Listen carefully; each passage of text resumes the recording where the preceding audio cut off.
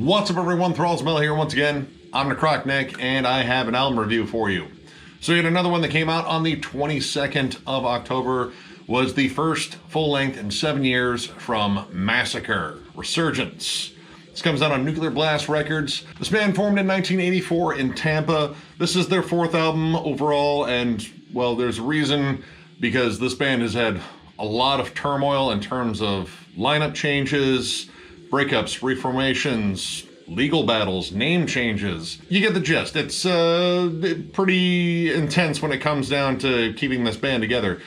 I am a big fan of their debut album, From Beyond. I always liked that one. It is pretty much a true blue underground gem in terms of Tampa death metal. So I was pretty damn excited to actually see that Massacre was coming back. Now, I believe a year or two before this, there was a massive split in terms of the lineup before this.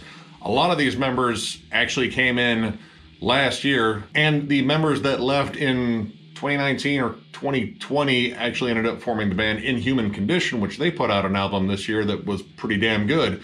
So I was kind of looking forward to this one as well because, well, I mean, it feels like there's going to be a little bit of a battle in terms of which version of the band put out a better release, because they're both essentially Massacre in a way. It's just Cam won the lawsuit for the name, and apparently Inhuman Condition didn't give a shit because they used Massacre's, look for their logo in terms of Massacre's old logo, and well, Cam just had the old logo anyway, which I think looks pretty badass. So I think it's a wash, honestly. Now, Cam is the only original member left in Massacre, and he is pretty much viewed as a pioneer in terms of death metal vocals, known for his work in Mantis and, of course, Massacre. He was really one of the pioneers in terms of deep guttural vocals, in terms of like death metal early on, and he's still pretty damn good at it. Now, I was surprised when looking at the lineup for this album.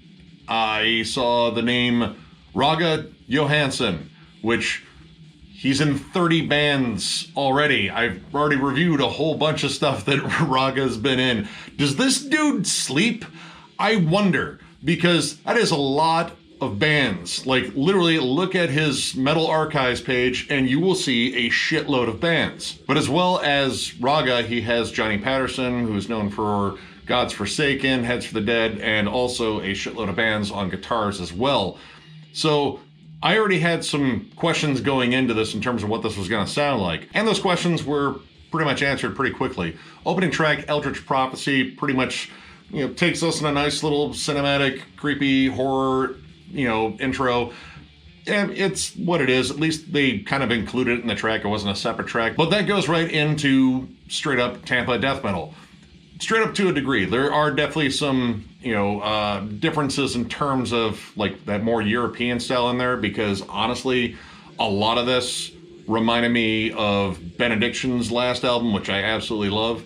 It kind of has a little bit of that feel, like a little bit of like European flavor in there, but for the most part, straight up old school Tampa death metal.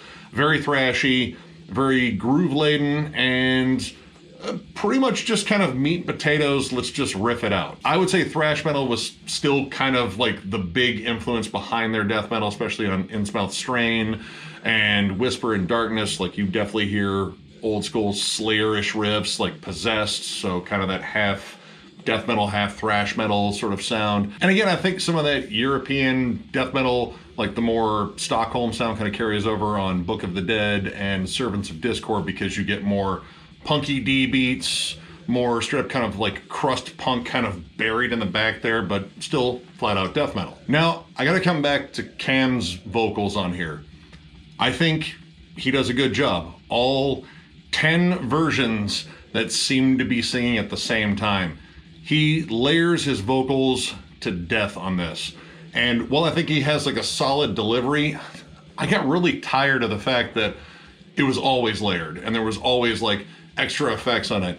That would be nice to sort of like accent a part. But after a while, all those effects, all that layering really started to grate on me. And then there was the other thing, that he does not let the music really breathe on here. And by that, I mean, he's constantly going, not only just like the vocal lines, but even in moments where you think it's going to be more about instrumentation, he's kind of like doing like background gurgles, whispers, groans.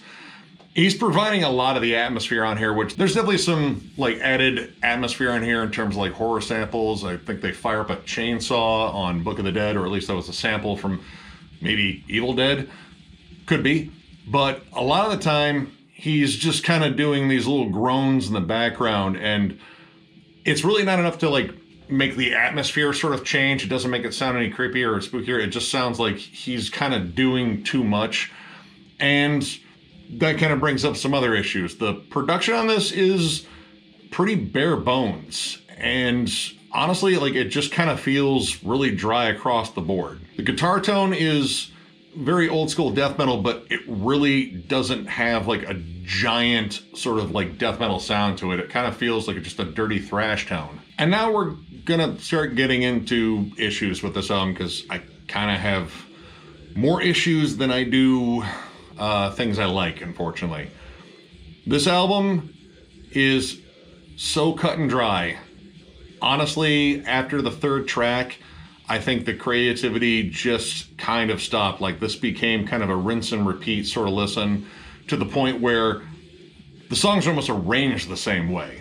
Like you'll get a thrashy lead in into death metal tremolos, into a groove part, and then rinse and repeat.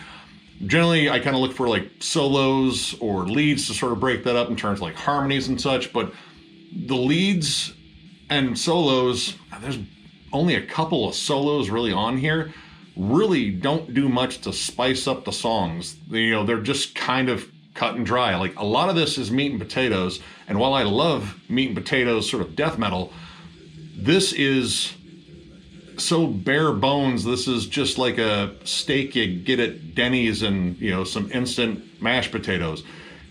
Sure, you could eat it, but you could do a bit better. And honestly, the more I think about Raga Johansson being on here, this kind of does sound like maybe leftover riffs that he had from, again, 30 other projects. I don't know how much attention was really put into making these riffs stand up, because honestly, there is a lack of dynamics on here. If it's not doing sort of a bolt thrower mid-tempo sort of chug, it is just laying on the thrash metal side. And sadly, it became hard for me to really distinguish tracks because they were kind of repeating the same dynamics over and over again. I was waiting for like some super distinct breakdown or a big atmospheric section, or even like a clean section to sort of break this up, because this is so paint by numbers, except this is like the paint by number set you got that had just like the red, the blue, and the green or yellow. I don't know, whatever other one they threw you in there. You're not really getting a lot of colors to paint with, and the sections are just huge anyway. There's not a lot of variety in here, and that's kind of a thing that keeps me interested. I love old school death metal that is, you know, pretty much meat and potatoes, but you can still make that interesting. You can still make it dynamic and fun. This album started to be kind of devoid of hooks for a while because they simply weren't really there. They just kind of wrote riffs and just loosely constructed, very bare bones songs. By the time you get past Innsmouth Strain, you've kind of heard everything that's going to be on this album, but this album still carries on like another 25 minutes after that. So there's a lot of really similar material, and in terms of pacing, you know, it really just kind of hits a stride of just kind of thrash metal, death metal sort of repeat, and none of it really jumps off the page. So I honestly, you know, I kind of wanted to quit listening to this after a while because I had literally heard the same thing kind of over and over, and that kind of sucks because I like this band. I think, again, From Beyond, killer album. Back to the Beyond, you know, it's whatever. And then they had the one album that no one really likes, and I don't own it, and I don't plan on owning it. But that first album gives them a little bit of a legacy with me, and I really wanted to hear that sort of energy come back out. And while that album is, you know, kind of by the numbers too, I think it's infinitely more interesting, and it's actually energetic and fun and creative. This is just so stuck in one rut, and I don't think it wants to get out. I think this is just kind of where it's comfortable, unfortunately. So overall, and kind of begrudgingly, because again, I like this band, I'm gonna give this 2 stars. This really is just a bland album, and I wanted a lot more out of this one. Not as though they had to like ditch the whole meat potatoes sort of approach. Again, you can do that and still have a lot of fun with it and still be creative and energetic. This just became an exercise in patience because I was just waiting for something to really grab me, and it didn't happen. I don't think necessarily this is like the worst album, but it is pretty damn disappointing. And the fact that nothing breaks it up kind of just makes it not very memorable. I remember pretty much the style they were playing on pretty much every track. And granted, I like that style, but you know, at a certain point I was like, all right, enough's enough. But I did finish it, and I don't know, I might still buy it just because I'm me. But if you love Massacre, I'd still say check it out, form your own opinions. Don't just trust me, I'm some asshole on the internet. But this one, yeah, kind of missed the mark, like, by a lot. The Cthulhu stuff's kind of cool, but I can get that on other albums too. Sorry, I really wish I had more positive to say about this, but yeah, kind of disappointed. So, if you enjoyed this review, give it a thumbs up, and if you are new to the channel, subscribe because we do stuff like this all the time. We are also on Patreon. If you would like to help us out, there will be a link down below. We also still have shirts. If you would like one, hit us up on thrallsmetal@gmail.com. Send us a message, put shirts in there, and we will get back to you and hopefully sell you a shirt. Also, we're still waiting for Beansicle1 to reply to us. I'm really hoping he does because I want to give away this package. I don't want to have to do a redrawing, but I feel like if he doesn't respond in a certain amount of time, I probably should, just because one of you deserves it.